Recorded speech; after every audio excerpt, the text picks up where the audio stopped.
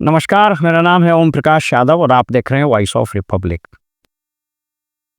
पहले चरण के नामांकन के बाद जो नामांकन पत्रों की जांच हुई उसमें लगभग 450 के आसपास नॉमिनेशन पेपर्स रिजेक्ट हुए और दूसरे चरण में 122 सीटों के लिए जो नामांकन पत्र भरे गए उसमें लगभग 519 यानी कुल मिलाकर लगभग 1000 से ज़्यादा मतपत्र माफ़ कीजिएगा नामांकन पत्र रिजेक्ट किया जा चुका है। इन्हें नॉमिनेशन रिजेक्ट किया जा चुका है।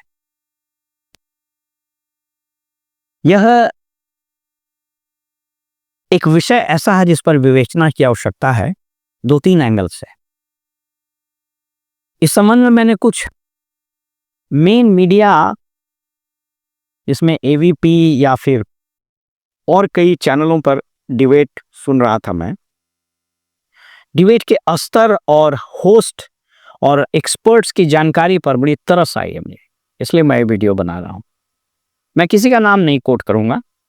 उस पैनल डिस्कशन में नामी गिरामी पत्रकार और विद्वान होस्ट सब लोग मौजूद थे और उन लोगों की बात सुनने से ऐसा स्पष्ट हो रहा था कि नामांकन की जो बेसिक जानकारी होती है या नॉमिनेशन के जो बेसिक रूल्स हैं उसकी भी जानकारी उन लोगों को नहीं है। एक व्यक्ति ने बड़े किसी चैनल पर मैं सुन रहा था या किसी यूट्यूब पर,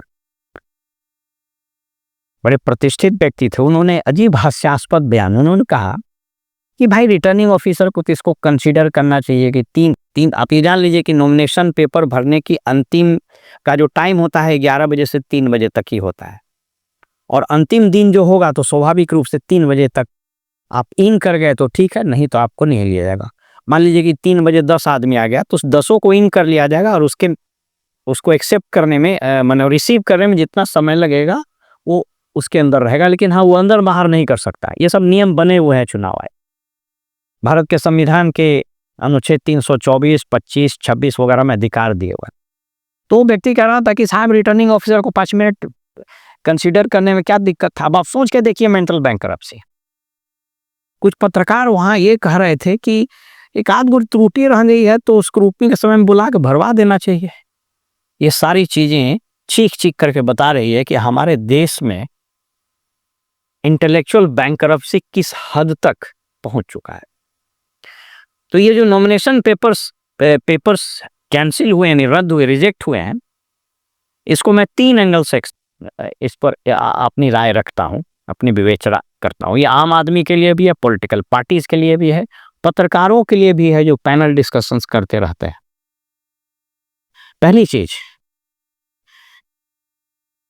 ये चीख चीख कर चिल्ला रहा है, ये चीख चीख कर बता रहा है कि जो कैंडिडेट्स हम फील्ड करते हैं उसको नॉमिनेशन के इलेक्शन के प्रोसेस की कितनी कम जानकारी है, कितनी आधी अधूरी जानकारी है।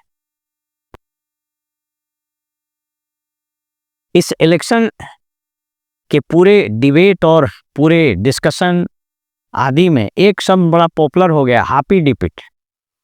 अब इस देश का, इस राज्य का दुर्भाग्य है कि इस राज्य के मुख्यमंत्री स्वयं एफिडेविट को हापी डिपिट बोलते हैं। एक और सीपीआई का या सीपीएम का एक कैंडिडेट समस्तीपुर के किसी कॉन्स्टिट्यूएंसी से उसका जब रिजेक्ट हो गया तो वो भी मीडिया में बयान दे रहे हैं कि हम तो हापी डिपिट में गलती कर दिए थे। तो आप सोच करके देखिए कि किस तरह के लोगों को टिकट मिल रहा है और इस तरह के लोग जीत करके विधानसभा में जाके कथित रूप से जो इनके दायित्व है कानून बनाने का, नीति बनाने का, वो ये करेंगे। जिनको एफिडेविट नहीं आता है समझ में, जिनको पेनाल्टी का प्लेंटी समझ में आता है, जिनको प्रोनाउंसिएशन का प्रोसेसन समझ में आता है, ये इस राज्य, इस देश और इस डेमोक्रेसी का दुर्भाग्य है। तो पहली चीज ये। दूसरी चीज कि पॉलिटिकल पार्टीज के हेडक्वार्टर लेवल पर, माने अगर स्टेट लेवल पर पार्टी अगर है या राष्ट्रीय पार्टी भी है तो इसके हेडक्वार्टर लेवल पर जो ऑफिसेज हैं वो कितने इल ऑर्गेनाइज्ड हैं। और इस संबंध में मेरी जो जानकारी है वह बीजेपी का ट्रैक रिकॉर्ड कुछ हद तक अच्छा है, क्योंकि बीजेपी ने अपने पार्टी दफ्तर में कुछ लोगों की टीम बना रखी है जो नॉमिनेशन पेपर भरने जो जाते हैं तो उस कैंडिडेट्स का एक प्रिलिमिनरी स्क्रूटनी लोग अपने से कर लेते हैं, जिसके कारण उनके नॉमिनेशन पेपर रद्द होने की संभावना। अब देखिए कैसे कैसे लोगों का ज्यादा रद्द हुआ है। लोक जनशक्ति पार्टी महान पार्टी है, इस पार्टी के महान नेता भी हैं जो जब बयान भी देते हैं तो लगता है फिल्मी डायलॉग बोल रहे हैं। अब चिराग पासवान के नॉर्मल बयान भी सुनिए तो ऐसा लगेगा जैसे कोई फिल्म में डायलॉग बोल रहे हैं वो। अब सोच करके देखिए कि बैंकरप्सी का क्या हाल है, कि कितने लोग उनके नॉमिनेशन उनके रद्द हो गए। Total bankruptcy. वीआईपी महान पार्टी में भी एक ये भी है। तो ये दूसरी चीज ये है कि पॉलिटिकल लेवल, पॉलिटिकल पार्टीज के हेडक्वार्टर लेवल पर कितनी प्रशासनिक, कानूनी और प्रक्रियात्मक समझ की कमी, और ये सब लोग राज्य चलाने का, राज्य के विकास, डेवलपमेंट और सारा चीज करने का दम्भ भरते हैं। और तीसरी और अंतिम चीज ये कि हमने इलेक्शन के पूरे प्रोसेस में, इलेक्शन की पूरी प्रक्रिया में कितना खोखलापन ला दिया है। इसमें से अधिकांश नॉमिनेशन उन लोगों के भी हुए रद्द, महागठबंधन के। आपने देखा कि चाहे वो कांग्रेस हो, चाहे आरजेडी हो, चाहे वीआईपी वगैरह हो, एट द 11th आवर, मतलब आज अंतिम तिथि अगर नामांकन का है तो आज सुबह में उनके दोपहर में टिकट दे रहा है, वो आनंद फानन में दौड़ते जा रहा है, किसी हाल नॉमिनेशन दे रहा। कई वीडियो वायरल हुए कि अभ्यर्थी दौड़ते दौड़ते पहुंच रहा है। नॉमिनेशन विशुद्ध रूप से एक क्वाज़ाई जुडिशियल प्रोसेस है। मैं आपको बता दूं, क्वाज़ाई जुडिशियल प्रोसेस है और उसमें RP act 1951, conduct of election rules 1961 सहित जो चुनाव आयोग ने हैंडबुक्स निकाले हैं, returning officer handbooks, candidates handbook, आप देख ले, आप पूछ लीजिए पॉलिटिकल पार्टी हैंडबुक, आप पता कर लीजिए कि कितना पॉलिटिकल पार्टी है जिसने इस पॉलिटिकल पार्टीज और कैंडिडेट के हैंडबुक को पढ़ा है। ये जो प्रवृत्ति डेवलप की है, ये जो परसेप्शन डेवलप किया है कि नेता को पढ़ने लिखने की जरूरत नहीं है, और जो पढ़ लिख लेता वो नेता नहीं बन सकता, और दुर्भाग्यपूर्ण सत्य भी है। और लोग बड़े मजे से बोलते हैं कि अरे सब काम तो उसका है, गोन आर द डेज।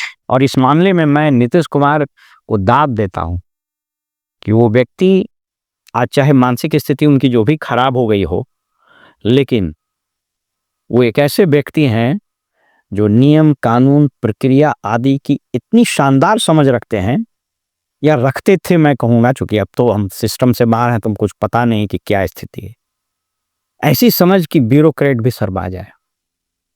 वक्त आ गया है सारे पॉलिटिकल पार्टीज और जो ये पॉलिटिशियंस हैं जो चुनाव लड़ना चाहते हैं, मैंने कई वीडियो भी बनाए थे, उनको पढ़ने और समझने की आदत डेवलप करनी चाहिए। और जनता के लिए एक मैसेज है, मैं ये वीडियो उसी के लिए बना रहा हूँ, आम जनता के लिए, कि आप वह कैसे प्रतिनिधि चुनने जा रहे हैं जिसको एफिडेविट नहीं बोलने आता है, जिसको ओथ नहीं लेने आता है। कुछ लोगों को देख रहे हैं, वीडियो आ रहा है, ओथ नहीं ले पा रहा है, 2 बार 3 बार उसको संविधान की शपथ दिलाई जा रही है। जिस व्यक्ति को संविधान का शपथ लेने नहीं आ रहा है और उस व्यक्ति को आप कानून निर्माता बना रहे हैं। धन्य है यह देश और धन्य है राज और धन्य है इस राज्य का प्रजातंत्र। वक्त आ गया है कि आम नागरिक इन चीजों पर प्रश्न उठाए। आपके पास कोई आता है कैंडिडेट्स तो उससे पूछिए कि आप कहां तक पढ़े हैं, आपकी क्या समझ है। आपको पार्टी खड़ा कर दिया, ठीक है, आप क्या जानते हैं, आप क्या, आपका रोड मैप है, क्या करना चाहते, बैठाइए मोहल्ला में, उसको पूछिए। ये प्रश्न खाली यूट्यूबर और मीडिया वाला का माइक में मुंह में ठूस करके क्वेश्चन पूछने का नहीं है। ये बड़े बड़े मीडिया हाउसेज जो हेलीकॉप्टर से उतर रहे हैं या बुलेट से घूम रहे हैं, ओयो होटल में रुक रहे हैं या कॉन्क्लेव करा रहे हैं, उनके लिए नहीं है प्रश्न, तो ये जनता पूछे उससे।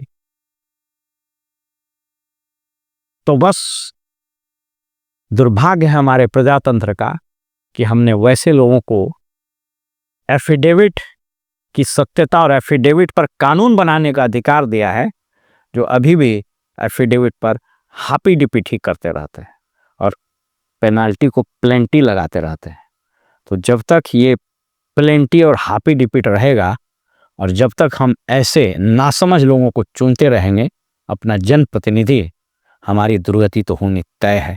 इसलिए इस चुनाव में हर व्यक्ति को ये तय करना पड़ेगा कि वो जो बटन दबाएगा ईवीएम का, वही उसके भाग्य का भी फैसला करेगा। फिलहाल हमें इजाजत दीजिए और आप देखते रहिए वॉइस ऑफ रिपब्लिक। नमस्कार।